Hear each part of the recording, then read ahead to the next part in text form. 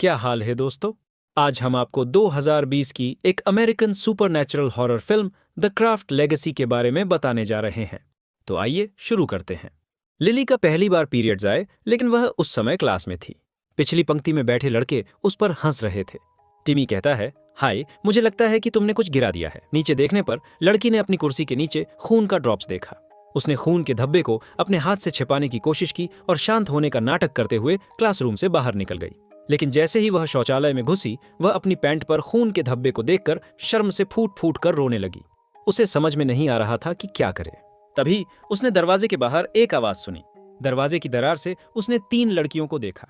उन्होंने न केवल उसे दिलासा दिया कि लड़कियों के लिए पीरियड्स आना पूरी तरह से सामान्य है और इसमें शर्मिंदा होने की कोई जरूरत नहीं है, बल्कि उन्होंने उसे साफ पैंट भी लाकर दी।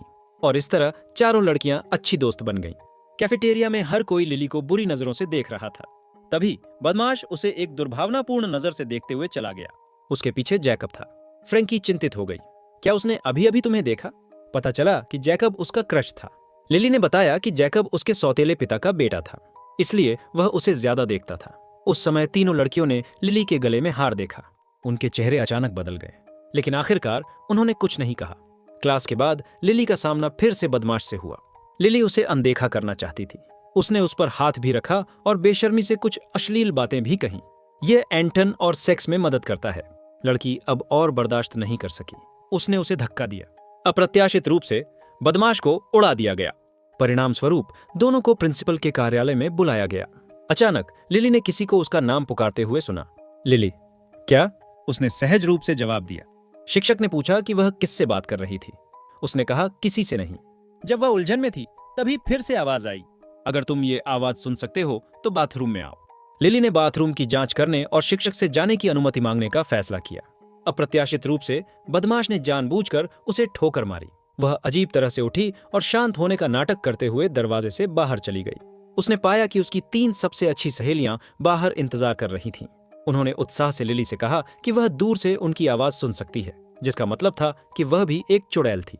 इस प्रकार चारों बहनों ने आधिकारिक तौर पर एक चुड़ैल गिरोह बनाया।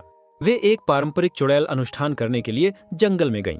उन्होंने एक पत्थर का घेरा बनाया, फास्फोरस पाउडर बिखेरा, अपने हाथ ऊपर उठाए और मंत्र पढ़े। जब उन्होंने अपनी आंखें खोलीं तो समय और स्थान रुक गए थे। उनकी जादुई शक्तियों का द्वार खुल गया था। हर कोई उत्साहित था, क्योंकि लिली के शामिल होने से उनकी शक्तियां पहले से कहीं ज्यादा मजबूत हो गई थीं।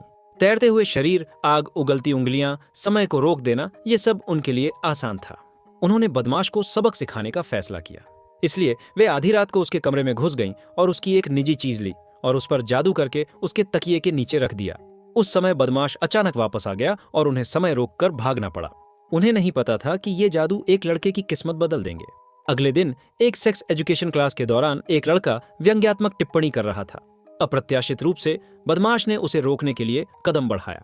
इस बदलाव ने लड़कियों को चौंका दिया। उन्हें उम्मीद नहीं थी कि उनके जादू से उसके व्यक्तित्व में इतना बड़ा बदलाव आएगा। वे खुद को सर्वशक्तिमान महसूस करने लगीं और स्कूल में उनका अहंकार बढ़ता गया। साल के अंत में उन्होंने एक स्कूल पार्टी के लिए कपड़े पहने।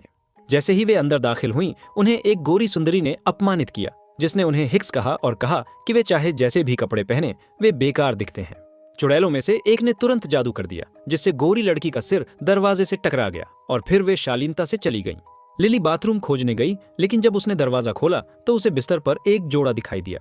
शर्मिंदा होकर उसने दरवाजा बंद किया और पीछे मुड़ी। तभी बदमाश से टकरा गई। उसे आश्चर्य हुआ कि बदमाश ने ईमानदारी से माफी मांगी और चारों बहनों को नाचने के लिए आमंत्रित किया। नृत्य के दौरान उन्होंने अपने विचार और रहस्य साझा किए। लिली ने खुद को कुछ हद तक उसके प्रति आकर्षित पाया। अगले दिन धमकाने वाले ने जैकब के घर आने का निमंत्रण स्वीकार कर लिया।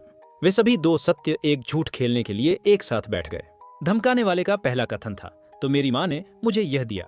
यह एक छोटा सा रहस्य था जो केवल उसके और लिली के बीच ही समझा जाता था। उसका दूसरा कथन था, और मैं वर्जिन हूँ। यह सुनकर सभी लड़कियां हैरान रह गईं, यहाँ तक कि धमकाने वाला भी हंस पड़ा।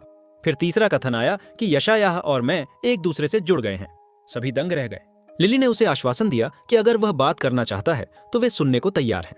धमकाने वाले ने रोते हुए कबूल किया कि वह उभयलिंगी है और अपने सबसे अच्छे दोस्त के भाई के साथ सोना अप्रत्याशित था। रात के खाने के दौरान लिली के सौतेले पिता ने पूछा कि यशायाह कहाँ है। जैकब ने उसे यह कहते हुए छिपाया कि वह बाहर गया था। संवेदनशील शब्द ने एक पल के लिए चुप्पी साध ली। जैकब के छोटे भाई ने ध्यान बंटाने के लिए जल्दी से अपने पिता से उनकी यात्रा के बारे में पूछा। फिर पिता ने कुछ सार्थक बातें कहीं। इन लोगों के लिए बहुत दर्द था, खासकर अब सतह के नीचे। खाना तनावपूर्ण माहौल में जारी रहा।